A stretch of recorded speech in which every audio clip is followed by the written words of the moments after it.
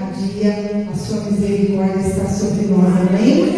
Convido os irmãos a abrirem Romanos 11, o versículo, na verdade, chave vai ser o versículo 4, porém, eu gostaria de ler ali, desde o 1 até o 4, tá? Glórias a Deus, Romanos 11, nós vamos ler do 1 ao 4, porém, o versículo chave está no 4, a minha palavra está no versículo 4. Glórias a Deus, vou esperar a igreja achar, porque assim a gente acompanha todos juntos, amém? Graças a Deus, louvado seja o nome do Senhor. Todos encontraram? Amém. Então nós vamos ler ali, os irmãos acompanhem, após a leitura do versículo 4, os irmãos podem se assentar, nós vamos meditar um pouquinho na palavra do Senhor. Glórias a Deus. Diz assim, Romanos 11, 1. Digo, pois, porventura rejeitou Deus o seu povo? De modo nenhum. Porque também eu sou israelita da descendência de Abraão, da tribo de Benjamim. Deus não rejeitou o seu povo, que antes conheceu. Ou não sabeis o que a Escritura diz de Elias, como fala Deus contra Israel, dizendo: Senhor, mataram os teus profetas e derribaram os teus altares, e só eu fiquei, e buscam a minha alma? Mas que me diz a resposta divina? Prestem atenção. Reservei para mim 7.000 varões que não dobraram os joelhos diante de Baal. Amém? Glórias a Deus. Irmãos, nós vamos meditar um pouquinho nessa palavra que o Senhor me trouxe ao coração. Mas antes aqui, quando eu estava estudando a palavra, buscando ali na direção do Senhor uma palavra para os nossos corações, o Senhor dizia para mim que o Senhor sabe onde eu e você estamos. O Senhor sabe onde cada um de nós está. E o Senhor sabe exatamente quem nós somos. Ali, quando Paulo vai falar a respeito de Elias. E quando Elias estava ali sendo perseguido, por Jezabel, ele corre, vai se esconder, depois ele vai para uma caverna, e quando ele sai dessa caverna que o Senhor quer falar com ele, ele vai dizer que ali tudo estava acabado. Mas na angústia dele, ele achava que ele estava sozinho, que só ele tinha restado. Mas Deus vai dizer: não, eu reservei 7.000 varões que não dobraram os seus joelhos para Baal. Eu creio que nesta noite, nós que aqui estamos, não dobramos os nossos joelhos para outro Deus, que não seja o Deus vivo. Amém? Glórias a Deus. Irmãos, aqui Paulo vai escrever esta carta aos Romanos. Eu vou dar uma introduçãozinha só para a gente não ficar ali, fora de contexto. Mas Paulo, o apóstolo Paulo, ele vai escrever esta carta a todos os cristãos de Roma, confrontando eles contra o pecado, exortando-os na fé. E Paulo vai também alertar sobre a misericórdia que os judeus, na verdade, não exerciam. E vai falar também sobre, dentro desse contexto, até nós chegarmos aqui, vai falar sobre eleição. Ele vai dizer, ele vai ensinar aos judeus cristãos sobre a eleição, povo escolhido, amém? Vai falar sobre a justificação, ou seja, nós somos justificados em Cristo Jesus. Ele vai salientar isso. Depois ele vai falar sobre propiciação, ou seja, fomos aceitos pelo sacrifício vivo de Jesus na cruz. Amém? Ele vai falar sobre redenção, que Jesus é o nosso redentor. E ele também, e detalhe, não só é nosso redentor, como pagou um preço caríssimo, altíssimo. Amém? Ele vai falar sobre santificação com esse povo. Irmãos, nós nos tornamos dia a dia mais parecidos com o Senhor. Nós vamos dia a dia sendo moldados pelo Espírito Santo, para que venhamos estar cada dia mais parecidinhos. Amém? E também vai falar sobre a glorificação. É nós aguardamos no dia do arrebatamento. Amém? Então aqui vai ficar um alerta. Paulo vai começar a falar nessa carta com esses cristãos judeus romanos, qual era o caminho, o que eles precisavam aprender, o que eles precisavam se libertar de tudo aquilo. E Paulo vai começar a falar com eles. E aí nós vamos chegar aqui em Romanos 11, onde Paulo vai deixar claro para eles assim, presta atenção no versículo 1 que nós lemos, Romanos 11, 1. Digo, pois, porventura, rejeitou Deus o seu povo? De modo nenhum, porque também eu sou um israelita da descendência de Abraão, da tribo de Benjamim. Ali Paulo vai mostrar suas credenciais, que Paulo vai dizer que também era judeu, né? E também não foi rejeitado. Nós sabemos a história de Paulo, né? Nós sabemos que Paulo foi um grande perseguidor da igreja, mas também Deus o fez um grande pregador da palavra, né? Glórias a Deus por isso. Irmãos, Deus escolheu um povo, mas dentre este povo, ali vai ficar claro que nem todos aceitaram.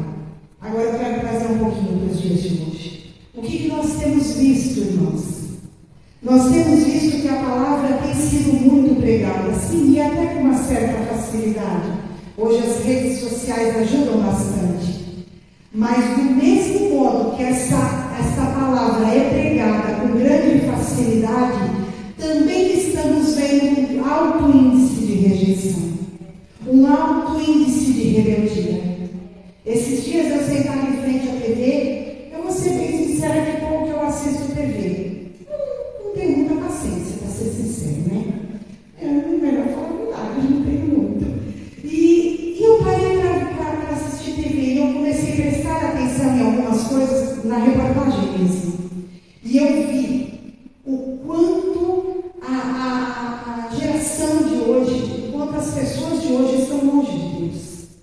Elas dão crédito para tantas outras coisas, mas muitas vezes Deus não é nem citado. Hoje o dinheiro tomou lugar de muita coisa. Hoje as próprias pessoas tomaram lugar de ídolo e, infelizmente, isso está se tornando uma febre. Eu falo que quanto mais a palavra é pregada, mais pessoas rejeitam. E o mais assustador, pessoas que conhecem o Senhor têm deixado. É muito triste. Mas nós sabemos que a nossa missão é pregar, tempo e fora de tempo. Não interessa. Não interessa quantos, pois a obra é do Senhor. A nossa é só jogar semente. O florescer é do Senhor. O florescer é do Espírito Santo. Que isso não nos deixe desanimados. Ainda que nós olhamos e nos questionamos. Eu vi um testemunho na TV de uma pessoa que nitidamente Deus, a gente sabe, a gente conhece que Deus é misericordioso. E aquilo só podia ser Deus, mas em nenhum momento ela deu crédito a Deus por aquilo. Simplesmente ela deixou de lado. Que pena que as pessoas não têm o privilégio que nós temos de servir um Deus que é poderoso. Que pena que não conhecem esse Deus, né? Que pena que não conhecem esse Deus. Então ali Paulo estava os exortando, estava falando para eles que eles precisavam crer, que eles precisavam saber que Deus tem misericórdia, ainda que eles não exercessem a misericórdia. Mas ali Paulo falava que Deus era misericordioso. Amém? Eu quero ler aqui um pouquinho o 2 e o 3. Diz assim: Deus não rejeitou o seu povo, que antes conheceu. Ou não sabeis o que a Escritura diz de Elias, como fala Deus contra Israel, dizendo: Senhor, mataram os teus profetas, derribaram os teus altares, e só eu fiquei e buscam a minha alma? Mas que lhe diz a resposta divina? Reservei para mim 7.000 varões que não dobraram os joelhos diante de Baal. Irmãos, o Senhor sabe onde aqueles que o adoram em espírito e em verdade estão. E o Senhor busca a estes que o adoram em espírito e em verdade. Amém? Tenho louvor, conforme eu estava estudando sobre a palavra, o Senhor trouxe um trechinho do meu coração. Irmãos, não olhem para a voz, não, porque eu não tenho a voz do irmão Oséias, viu? Mas eu só vou cantar para vocês lembrarem aquele louvor lindo que diz assim, ó.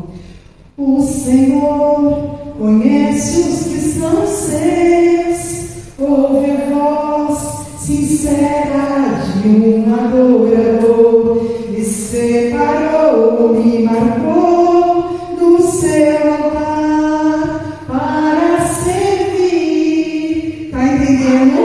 Ele te escolheu, ele te marcou e é para servir. Não se esqueça. Não abandona, hoje foi falado aqui, ó, sobre o chamado, né? Não devemos abandonar o nosso chamado. As coisas podem às vezes ficar bastante difíceis, mas o Senhor sabe quem somos, aonde estamos, o que estamos fazendo, amém? O Senhor sabe. Ali quando o Senhor falou para Elias que achava que ele estava sozinho, o Senhor disse para ele, não Elias, você não está sozinho não, tem 7.000, Elias não sabia o nome de nenhum deles, mas Deus conhecia os 7.000 que não dobraram os seus joelhos a Baal, amém? Irmãos, no Salmo 139, diz que o Senhor nos conhece, Ele nos sonda e nos conhece, sabe do nosso levantar e do nosso deitar, conhece o nosso futuro, sabe como andamos e onde andamos. E se uma palavra saia da nossa boca, o Senhor tudo conhece. Amém? Este é o Deus que nós servimos. O Senhor conhece, irmãos, e o Senhor sabe quem nós somos. Amém? Glórias a Deus. Eu quero convidar os irmãos agora para abrirem as nossas Bíblias em 1 Reis. Volta aí um pouquinho na sua Bíblia. 1 Reis 19. Volte aí um pouquinho, vamos, meditar um pouquinho aqui na palavra. 1 Reis 19.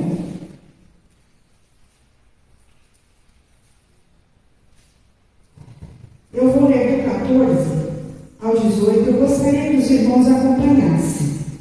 Vai falar um pouquinho da história ali de Elias, para os irmãos entenderem, amém? Diz assim, e ele disse, isto é Elias falando com o Senhor após sair da caverna, eu tenho sido em extremo zeloso pelo Senhor, Deus dos exércitos, porque os filhos de Israel deixaram o teu conselho, derribaram os teus altares, mataram os teus profetas à espada, e eu fiquei só, e buscam a minha vida para me tirar. E o Senhor lhe disse, vai, volta pelo teu caminho para o deserto de Damasco, vem, unja a Hazael, rei sobre a Síria, também a Jeú, filho de Nimsi, ungirás reis de Israel, e também Eliseu, filho de Safate, de Abel-Meolá, ungirás profeta em teu lugar. E há de ser que o que escapar da espada de Hazael, matá-lo a Jeú, e o que escapar da espada de Jeú, matá-lo a Eliseu.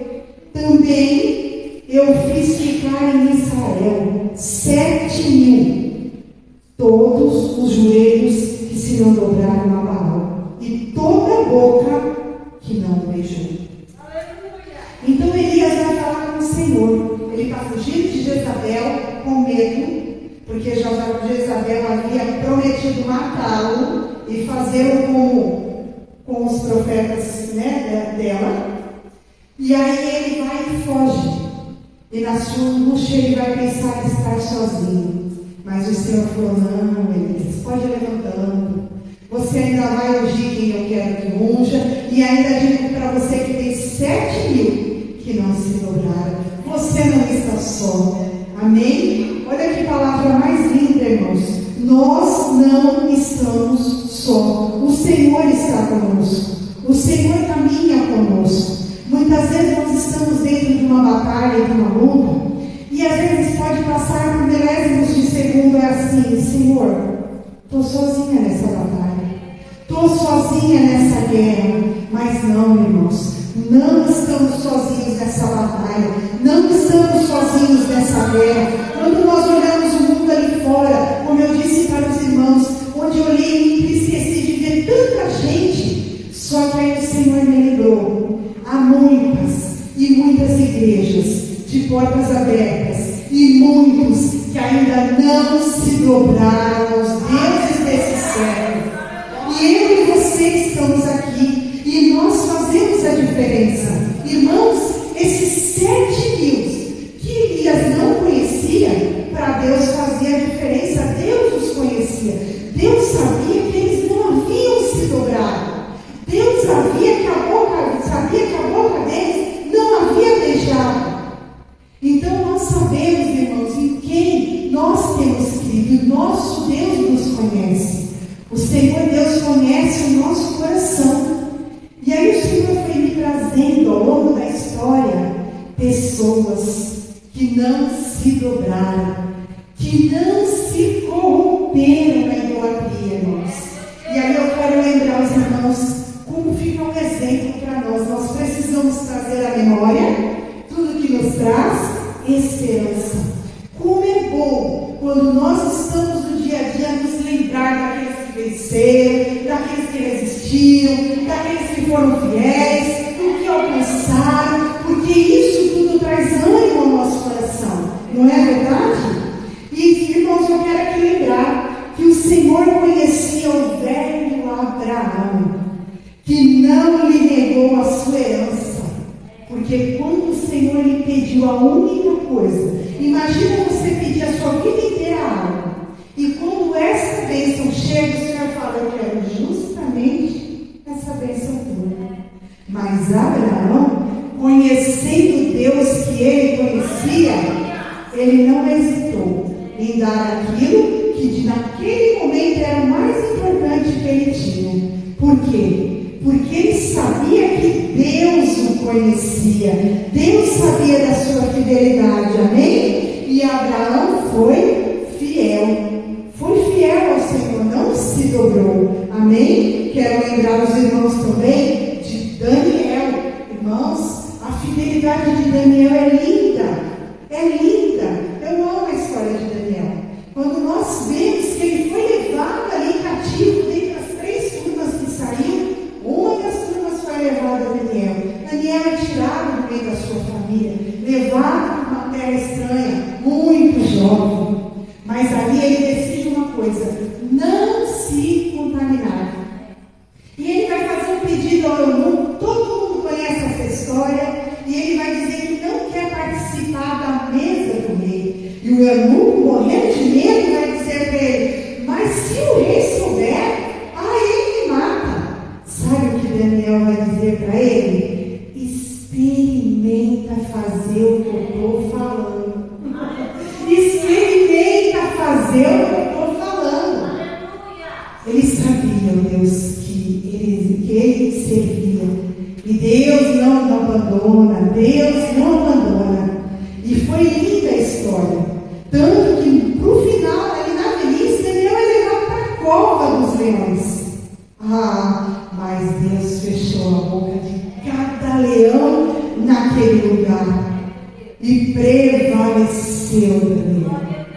E o que dizer de Ananias, Misael e Azarias, 3 jovens que não se dobraram lá na Nabucodonosor. E sabe quem esteve com eles dentro da fornalha?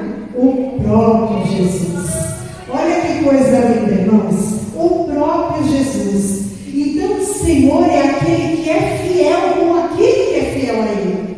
Irmãos, quando nós não dobramos o nosso joelho, a não ser para o nosso Deus, o Senhor ali, Ele nos recompensa, irmãos. Não é uma troca, é amor. Porque merecer nós não merecemos, não. Mas é amor. E o Senhor é zelo. Diz a palavra que o Senhor tem zelo de nós. Amém? Irmãos, e o que falar que o Senhor conhecia um jovenzinho ruivo, zeloso com as suas ovelhas, destemido e sabia no Deus que ele servia. Este era Davi, que não se dobrou na frente de Golias. E Golias, ameaçava povo de Israel, dizendo: quem é o Deus que vai salvar vocês?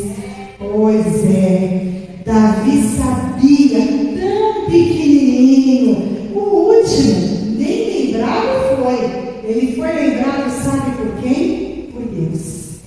E isso é o que importa. Então, se no momento, às vezes você não é lembrado, seja no seu serviço, seja no meio da tua casa, seja onde for, saiba que Deus sabe aonde você está. Amém? E o que dizer do jovem Samuel?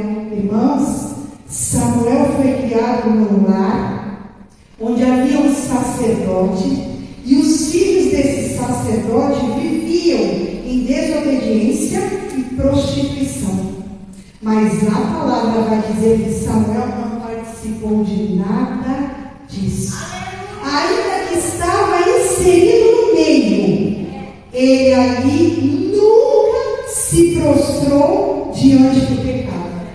Olha que coisa linda, irmãos. Isso fica de exemplo para todos nós. Samuel foi um exemplo. Ele serviu a sua vida toda. A sua vida toda. E ele desde o ventre de sua mãe Ana, ele foi consagrado a Nazireu. E nunca ele quebrou esse nazireado. É isso, pastor? Nazireado? Olha, que nós achamos uma palavra difícil.